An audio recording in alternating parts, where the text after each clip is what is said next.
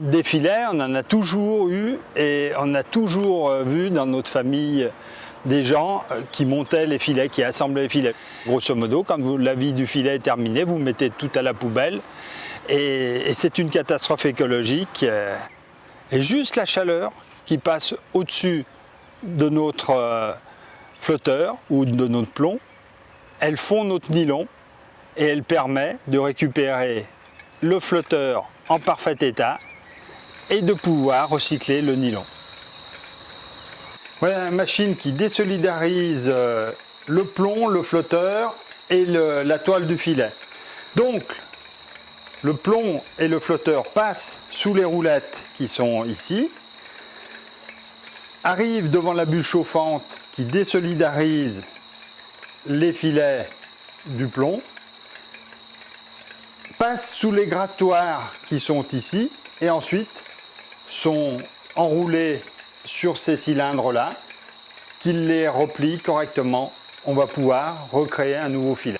Au niveau de la machine, c'est très simple. On assemble partie après partie. Donc on commence par le flotteur ou par le plomb. Ensuite, on retourne le filet. On repasse toutes les mailles dans notre petite barre là, qui est bien utile. Et ensuite, on remonte la deuxième partie, le flotteur. Alors les roues, il y a même le nombre de mailles qui est défini. Ensuite, on a la machine à coudre qui retisse tout autour du plomb et du flotteur la gaine. Et ensuite, on a le pouleur, la partie crantée, qui permet de compter le nombre de mètres de plomb ou de flotteur sortis. On est très peu polluant, on ne va pas dire pas polluant, parce que tôt ou tard, le plomb ou le flotteur auront une fin de vie. Mais on a prolongé grandement la vie de ces montures et puis surtout simplifier la vie du pêcheur.